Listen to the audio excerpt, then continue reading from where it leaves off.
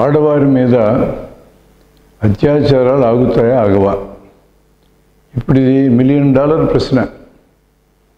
ఏ రోజు పేపర్లు తిప్పినా ప్రతి పేజీ నిండా అత్యాచారాలు, లైంగిక వేధింపులు, స్త్రీలని చులకనగా చూడడం ఇవే కనపడుతున్నాయి. ఆగుతాయా లేదా అనే ప్రశ్న చాలా ట్రిక్కీ ప్రశ్న. ఈ రోజున్న పరిస్థితులు ఇలాగే ఉంటే వీటిని ఆపాలి అనే చిత్తశుద్ధి కరువైన పాలకులు ఉన్నంతకాలమో ఇవి ఆగవు. నేను ఇది సీరియస్గానే మాట్లాడుతున్నా. అంటే నా కోరిక అవి ఆగాలనే. అవి ఆగాలంటే పరిపాలించేటోళ్ళకి చిత్తశుద్ధి రావాలి. వాళ్ళకి ముందు సమస్య అర్థం కావాలి.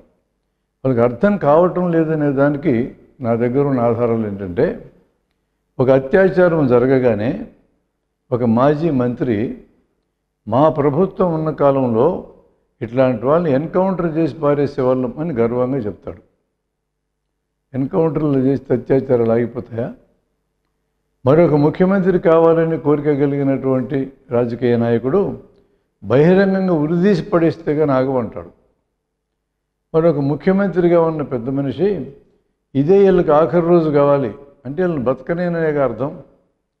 అంటూ పెద్ద రాజకీయ నాయకులు లాంటి వాళ్ళ ముగ్గురు మాట్లాడిన తీరు గమనిస్తే అత్యాచారాలు ఆపడానికి వీళ్ళకి చిత్తశుద్ధి ఉందని నేను ఎట్లా నమ్మాలి? ఇది కాక ఇంకా పెద్ద మనుషులు చాలామంది ఉన్నారు. ఆడవారి డ్రెస్సులు కురుచుగా ఉన్నందుకు అత్యాచారాలు జరుగుతున్నాయి అని ఒక పెద్ద మనిషి అంటారు. ఇతను పెద్ద రాజకీయ నాయకుడు. ఆడవారి మీద అత్యాచారాలు జరిగినప్పుడు వాళ్ళకి నష్టపరిహారం చాలా ఎక్కువ ఇవ్వాలని ఒకడు అంటాడు. ఇతను ఒక రాజకీయ నాయకుడు. ఆడవారి మీద అత్యాచారాలు జరిగితే సైలెంట్గా రేపు చేయించుకుంటే చంపకుండా ఉంటారు. ఇదో పెద్ద మనిషి చెప్తాడు. అస్సలు వీళ్ళని నేను ఏ విధంగా మానవత్వం ఉన్న వాళ్ళుగా నేను పరిగణించాలి? వీళ్ళందరూ పరిపాలనలోకి వస్తున్నారు, గమనించాలి. అందుకనే నేను మొదట ఏమన్నానంటే, పరిపాలించే వాళ్ళకి చిత్తశుద్ధి లేని చోట్ల ఆడవారి మీద అత్యాచారాలు ఆగవు. నిర్భయ ఉదంతం జరిగిన తర్వాత నిర్భయ లాంటి కేసులు ఏమీ ఆగలేదు. నిర్భయలో పాల్గొన్నటువంటి దోషులు జైల్లో ఉండగానే ఇట్లాంటి దుర్మార్గాలు చేసినటువంటి వారికి ఉరిశిక్ష వేయాలనే డిమాండ్ జనంలో ఉండగానే డిమాండ్ ఉంది, సమస్యలు అలాగే ఉన్నాయి. కేవలం ఉరిశిక్షలతో కేవలం జైల్లో పెట్టడం ఈ సమస్య పరిష్కారం కాదు అని నేను ఎందుకంటున్నానంటే, అసలు ఈ సమస్యకు మూల కారణాలు చూడటం మనం విస్మరించాం. ఆడపిల్ల పుట్టకముందే గర్భంలో ఉన్నప్పుడే ఆడపిల్లని తెలిస్తే చంపే కార్యక్రమం ఇక్కడ జరుగుతోంది. బ్రహ్మాండంగా పిఎన్డిటి చట్టం ఉంటుంది. ఎవరెవరు గర్భస్థ శిశువుకి సెక్స్ చెప్తారో చాలామంది అధికారులకు తెలుసు, కానీ వాళ్ళని ఎవరు పట్టుకోరు. అమాయకులైన డాక్టర్ల మీద మాటిమాటికి దాడులు చేస్తారు. అంటే ఒక గొప్ప ఆదరణీయమైనటువంటి వృత్తిలో చేరిన కొంతమంది డాక్టర్లు గర్భస్థ పిండం యొక్క లింగము చెప్పటం అని అంటే ఎంత బాధ్యతారాహిత్యం అది. అక్కడి నుంచి మొదలవుతుంది వివక్ష. పుట్టిన తర్వాత తిండి సరిగా పెట్టరు, చదువు సరిగా చెప్పించరు. నీకెందుకమ్మా, ఎప్పటికైనా అత్తారింటికి పోవాల్సిన దానివే కదా, స్కూల్ చదివితే చాలే. దానికి తోడు సమస్యలు కూడా ఉంటాయి. స్కూల్కి వెళ్ళే ఆడపిల్లలు, ఎక్కువ వయసు వచ్చిన ఆడపిల్లలకి మూత్ర విసర్జనకు కూడా అక్కడ మూత్రశాలలు లేకపోతే ఎట్లాగని బాధపడి తల్లిదండ్రులు పంపించరు. ఇట్లాంటి చిన్న చిన్న విషయాలు కూడా చూడడం చేత కాకపోతే ఇంకా స్కూల్ మేము పెట్టాం, బిల్డింగ్లు కట్టాం, బల్లాలు ఇచ్చామంటే అర్థమే ఉంది.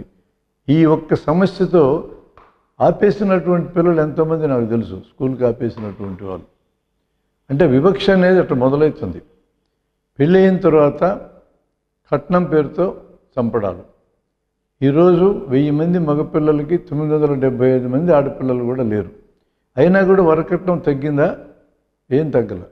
మగపిల్లలంటేనే జనానికి ఇప్పటికి కూడా ఇష్టం. ఆడపిల్ల పుడుతుందంటేనే అత్తకి ఏడుపు, ఆమె ఆడామే, భార్యకి ఏడుపు, ఆమె ఆడామే, తల్లిదండ్రులకు ఏడుపులు, అందరికీ ఏడుపులే. ఏమీ తప్పు చేసింది ఆడపిల్ల? అసలు ఆ విధంగా వివక్ష అనేది మొదలవుతుంది. పనిచేసే స్థలముల వివక్ష, లైంగిక వేధింపులు, ఆడవారికి జీతాలు తక్కువ, ఆడవారిని సెక్స్ పరంగానే చూడడం, ఆఖరికి సినిమాల్లో ఆడవారిని సెక్స్ సింబల్స్గానే చూపించటం, అభినయం చేతనైనటువంటి సినీ యాక్టర్లతో కూడా అభినయం రాబట్టుకోరు, అందాలను మాత్రమే రాబట్టుకుంటారు. ఎందుకు హీరోయిన్లు రోజుకో హీరోయిన్ మారుతుంది? హీరోలు ముసిరి డొక్కులైనా కూడా వాళ్ళు ఎందుకు మారరు? ఇది అర్థం కావాలి. అంటే మగవాళ్ళకైతే హక్కులు వచ్చేస్తాయి, ఆడవారికి రావు. ఆడవారికి 50% కూడా ఆడవారికి అంతకంటే మించి రిజర్వేషన్ ఇచ్చి కదా అభివృద్ధి చేసి జనజీవన స్రవంతులు కలపాలి. పోనీ 50% నుండి 50% కూడా ఇవ్వడం లేదు కదా, 33 ఇవ్వడానికి ఏడిచ్చేస్తున్నారేంటి? ఆ 33% ఇవ్వాలనే బిల్లు ఎన్నాళ్ళ నుంచి నానుతా ఉంది పార్లమెంట్లో. ఇదంతా చూడాల్సిందే కదా. ఏం పంచాయతీకి పోటీ చేస్తే ఇంతమంది కంటే పిల్లలు ఎక్కువ మంది ఉంటే వాళ్ళు పోటీ చేయడానికి వీలు లేదంటారు. పైకి వెళ్ళేటప్పటికి ఎట్లా సాధ్యమవుతుంది? పంచాయతీల్లో ఆడవారికి రిజర్వేషన్ అమలు చేశారు, పైన ఎందుకు అమలు చేయరు? పార్లమెంట్లో ఎందుకు అమలు చేయరు? అసెంబ్లీలో ఎందుకు అమలు చేయరు? అసలు పార్టీలు, దేశానికి ప్రాతినిధ్యం వహించే పార్టీలు కూడా కనీసం 3వ వంతైనా రిజర్వేషన్ ఇచ్చి తమ సంస్థల్లో ఎందుకు అభివృద్ధి చేయరు? ఎన్ని ప్రశ్నలకి జవాబు ఒకటే. మనుస్మృతి కాలం నుంచి మనం మాట్లాడుతూ ఉంటాం, స్త్రీలు పూజనీయమైన దేశం మాదని ఆర్భాటంగా చెప్తాం. న స్త్రీ స్వతంత్రం అర్హతి, స్త్రీకి స్వతంత్రం అక్కర్లేదని చెప్పాడు మనువు. ఆ రాజ్యమే ఇప్పటికీ రాజ్యం వెళ్తూ ఉంది. కాబట్టి పురుషాధిక్య భావజాలం బలంగా నాటుకున్నంతకాలము, నాటుకుని అలా ఉన్నంతకాలము స్త్రీల మీద అత్యాచారాలు జరగకుండా ఆగవు. ఆఖరికి ఎన్నో ఏళ్ల నాడు భర్త చనిపోతే భార్యని భర్త చితితో పాటు కాలేసే సాంప్రదాయాన్ని చట్టపరంగా రద్దు చేసిన తర్వాత కూడా రూపకంలో అనే అమ్మాయి భర్తతో పాటు చితిలో పడి రాజస్థాన్లో మరణిస్తే ఒక 30-40 ఏళ్ళ నాడు కీర్తించారు, ఆ అమ్మాయికి గుడి కట్టించారు. అట్టాడి సాంప్రదాయాన్ని ఈ మధ్యకాలంలో సినిమాలో మొత్తాన్ని మూకుముడిగా పోయి నిప్పులో కలిసి చనిపోయే సీన్ చూపిస్తూ 20 నిమిషాల పాటు మహా ఆపగా చూస్తున్నారు జనం. చూసింది ఎవరు? మగవాళ్ళు ఆనందించి చూశారు. అంటే ఆడపిల్లలు ఎప్పుడూ సౌశల్యంతో శీలముతో ఉండాలి, మగపిల్లలు ఉండక్కర్లా, అంతే కదా. రాజుకు 4-5 భార్యలు ఉండొచ్చు, 4వ భార్య అయినా సరే రాజు చేస్తే సావాలా? ఎక్కడి నుంచి వచ్చిందండి భావజాలం? ఇన్ని అననుకూల పరిస్థితులు ఆడవాళ్ళకున్నా తీవ్రంగా పోరాడి తమ ఉనికిని నిలబెట్టుకోవడానికి కృషి చేస్తున్న ఆడపిల్లలను మనం అభినందించాలి. అభినందించడం కూడా చేత కాదు మనకి. అలాంటి దుస్థితి ఉంది. ఒక ఇంట్లో భర్త 7 గంటలకు నిద్రలేస్తాడు, భార్య 5 గంటలకు లేస్తుంది, ఇంటి పని వంట పని చేస్తూ ఉంటుంది. ఆమె ఆఫీస్కి వెళ్ళాలా, ఈయన ఆఫీస్కి వెళ్ళాలా. భర్తని చూసి కొడుకు నేర్చుకుంటాడు 7 గంటలకు నిద్ర లేవడం, తల్లిని చూసి బిడ్డ నేర్చుకుంటుంది 5 గంటలకు నిద్ర లేవడం.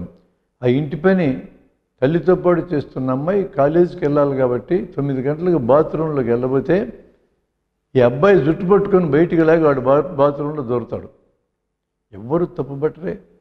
ఆ అమ్మాయి ఏడ్చుకుంటూ అవ్వ దగ్గరికి వెళ్ళింది, ఆమె కూడా మహిళే.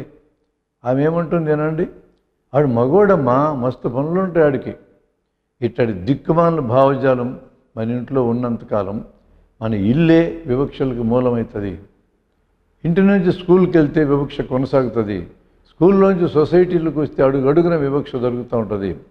పురుషాధిక్య భావజాలం వివక్షకి పునాది వేస్తున్నంతకాలం ఆడపిల్లల మీద అత్యాచారాలు ఆగవు. నిర్భయని ఆ విధంగా అన్యాయంగా చంపినటువంటి వాళ్ళల్లో ముఖేష్ అనే ఒక అతను ఇప్పుడు జైల్లో ఉన్నాడు. అతను ఇంటర్వ్యూ చేయడానికి వెళ్తే, అవును రేపు చేస్తా, రేపు చేయించుకోవాలా, తిరగబడకూడదు, తిరగబడితే చంపేస్తాం అని సిగ్గు లేకుండా వాడు మాట్లాడుతున్నాడు. వాడి మీద మీ అందరూ కోపం వస్తుంది నిజమే, కానీ ఒక సుప్రీంకోర్టు లాయరు ఏం మాట్లాడుతున్నాడు వినండి. నా కూతురు కానీ రాత్రి 9 గంటల తర్వాత రాత్రులు ఎక్కడైనా తిరిగి ఇంటికి వస్తే నేనే స్వయంగా దాన్ని, ఆమెను కాదు దాన్ని, నా ఫామ్ హౌస్కి పట్టుకెళ్ళి పెట్రోల్ వేసి తగలబెడతా అన్నాడు. ఏంది లాయర్కిను ముఖేష్ గారికి తేడా? ఇద్దరు ఒకటే, ఒకే రకమైన భావజాలం కలిగిన వాళ్ళే. ఆడు లోపల ఉన్నాడు, వీడు బయట ఉన్నాడు, అంతే తేడా. ఇంత దుర్మార్గమైన భావాలు కలిగినటువంటి వాళ్ళు సమాజంలో విచ్చలవిడిగా తిరుగుతున్నంతకాలం ఆడవారికి రక్షణ ఎట్లా వస్తుంది? కృష దుస్తులతో దాడులు జరుగుతున్నాయి అంటున్నారే, పసిపిల్లల మీద ఎందుకు జరిగినాయి, ముసలాళ్ళ మీద ఎందుకు జరిగినాయి? కాబట్టి ఇది భావజాలానికి సంబంధించిన తీవ్రమైన సమస్య నేను అనుకుంటున్నాను. కేవలం ఉరిశిక్ష చేస్తేనో కోపం వస్తుంది జనానికి, చంపేయాలి అని అనుకుంటూ ఉంటారు. అటు చంపేస్తేనో ఈ సమస్య పరిష్కారం కాదు. ఈ మధ్య అట్లనే ఒక కుర్రాడిని కేసులు ఇరికిచ్చి 2-3 ఏళ్ళు జైల్లో పెట్టి చివరికాడు తప్పు చేయలేదని వదిలేశారు. అట్లా కాకుండా ఆ కుర్రాడిని ఉరిదీసి ఉంటే తప్పు చేయలేదని తేలితే మళ్ళీ బతికిస్తారా వీళ్ళంతా? బతికించడం చేతకానులకు చంపే హక్కు ఎక్కడి నుంచి వస్తుంది? సమాజంలో జైళ్ళు ఉన్నది, శిక్షాస్మృతులు ఉన్నది, న్యాయ వ్యవస్థ ఉన్నది. మనుషుల్ని సంస్కరించి మంచి మనుషులుగా మార్చడానికే కానీ ఇట్లా తప్పు చేసిన వాళ్ళందరినీ చంపేసుకుంటూ పోవడానికి కాదు. అలా చంపడం కానీ మొదలెడితే అత్యాచారాల్లో చంపబడాల్సిన వాళ్ళు కొన్ని లక్షలు ఉంటారు ఇప్పుడు దేశంలో. చంపడం కాదు దీనికి ఆన్సరు.